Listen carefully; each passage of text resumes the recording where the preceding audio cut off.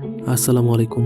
আমি মেজবাহুল হাসান বর্তমানে পড়াশোনা করতেছি হাজী মোহাম্মদ দানেশ বিজ্ঞান ও প্রযুক্তি বিশ্ববিদ্যালয়ে এগ্রিকালচার ফ্যাকাল্টিতে। আজকে বাসায় আম্মু ছিল না, আম্মু নানু বাসায়। আমি আর আমার বাবা ছিলাম। একটা সবজি ভাত রান্না করলাম। একটা মায়ের ভূমিকা যে কতটুকু একটা শুধুমাত্র সবজি ভাত রান্না করতেই বোঝা যায়। আজকে সেটাই তুলে ধরবো। আর রান্নাবান্নাটা যে একটা ছেলে মানুষ হিসেবে বিরক্তি ভাব থাকে ওই জিনিসটা কেন জানি আমার নেই।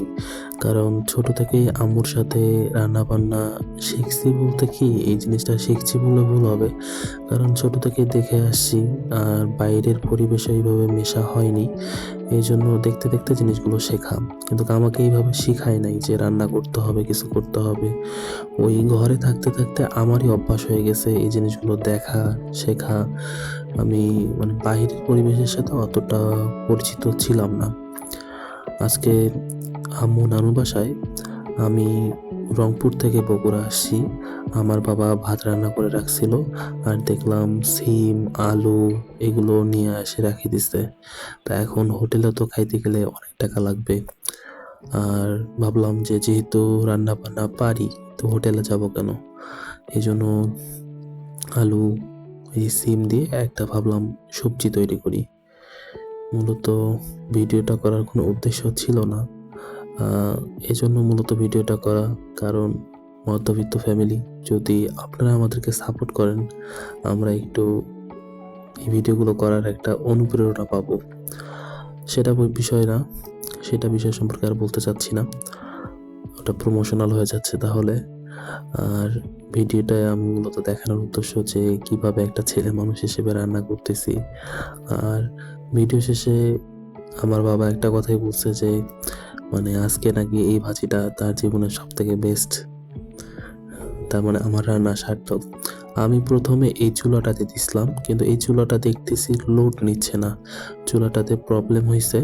পরে কিন্তু আমি চুলা চেঞ্জ করছি, আপনারা খেয়াল করলে দেখতে পারবেন। এই চুলাতে কিন্তু আর রান্না করিনি, আমি একটা কারি কুকারে রান্না করছি। আমি একটু তেল কম দিয়ে ফেলছিলাম মনে হয় প্রথমে, পরে আর একটু তেল দিছিলাম, এটা আর দেখানো হয়নি। আর মরিচগুলো আমার গোটা গোটা ছিল। এই মরিচগুলো গোটা গোটা থাকার কারণে প্রথমে ঝাল হচ্ছিল না ওইভাবে। এই যে এই চুলাটার কথা বলতেছিলাম, আমি আর ওইটাতে রান্না করতে পারলাম না। পরে আমি এই চুলাটাতে রান্না বসাই দিলাম। আর এই চুলাটাতে মোটামুটি ভালো, কিন্তু কারি কুকার তো এগুলো আগের জিনিস, আর এগুলোতে একটু রান্নাটা হইতে সময় লাগে। আর আমাদের যে ইন্ডাকশনগুলো আছে এগুলোতে কিন্তু তাড়াতাড়ি হয়ে যায়। আর যেহেতু একটা তরকারি, এই জন্য আর ভাবলাম না প্রবলেম হবে না। আর নিচে যেহেতু একটু গরম হচ্ছিল ওই জন্য উপরে ওই চুলাটা বসাই দিছিলাম।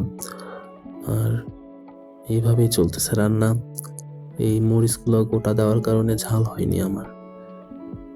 এই যে ধনিয়া পাতা কম ছিল আর হলুদ দিলাম, একটু মরিচের জন্য গুঁড়া দিছি যাতে ঝালটা একটু পরিমিত হয়। একটু জিরা দিলাম, জিরাটা গোটাই ছিল, কোনো বাটা জিরা না।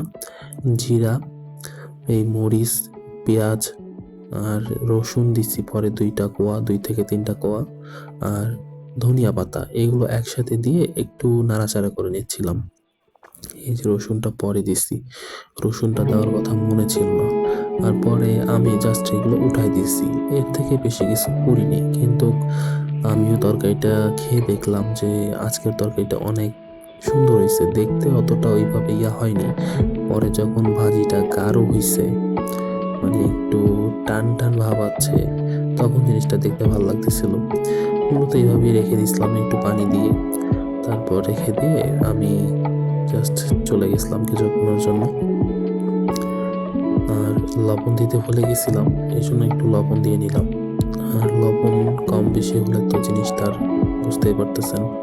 এটা কিন্তু প্রথমের দিকে ভালো দেখাচ্ছে না, কারণ সিদ্ধ হচ্ছে ওই জন্য একটা ভাপের সাদা একটা অংশ বের হচ্ছে এরকম মনে হচ্ছে। কিন্তু আমি যখন খাইতে বসলাম, আমি জাস্ট কালারটা আপনাদেরকে দেখাই তাহলে বুঝতে পারবেন। আপনারা হয়তো দেখতে পারছেন যে কালারটা, মূলত এটাই আজকের রান্না ছিল। আর সাথে পেঁয়াজও আনছিলাম, এই পেঁয়াজগুলো বাজারে কিনতে পাওয়া যায়। এটা জাস্ট উপরে ফেলাই দিছি, দিয়ে আজকের মতো এখানে আমার আম্মু ছাড়া বাবা আর আমার খাওয়া শেষ। আর আমাদের ভিডিওগুলো যদি ভালো লাগে, ভালো লাগুক না লাগুক, ছোট ভাইটাকে ভালোবেসে একটু সাপোর্ট করিয়েন সবাই, যাতে আমি আগে যেতে পারি। আর বর্তমানে আমি পড়াশোনা করতেছি, এটা জাস্ট একটা শখের বিষয়, আমার ভালো লাগে। আর ওই যে মরিচগুলো প্রথমে আওলাই দিছিলাম, সেটা আমি দেখাতে চাচ্ছিলাম যে আওলানো ছিল না, মানে কেটে দেওয়া হয়নি মরিচগুলো, এই জন্য ঝাল হয়নি, এই জন্য তুলে নিছিলাম। তুলে নিয়ে এই জিনিসগুলো একটু আমি কাটার দিয়ে কেটে আবার দিয়ে দিয়েছি, যার ফলে ঝালটা একদম মেজারমেন্ট হয়ে গেছে। মূলত এইভাবে আজকে সবজি রান্নাটা শেষ করলাম। ভিডিওটা একটু লেন্দি হয়ে গেল, কিন্তু করার কিছু নেই, কারণ ছেলে মানুষ, অনেক খাটনি করতে হয়েছে ভিডিওটার জন্য। এই যে বড়াগুলো দিছিলাম, মূলত এই পার্টটা আমাদের এড়াই গেছিল, এইটা আপনাদেরকে দেখানোর জন্য আবার দিছিলাম। আল্লাহ হাফেজ।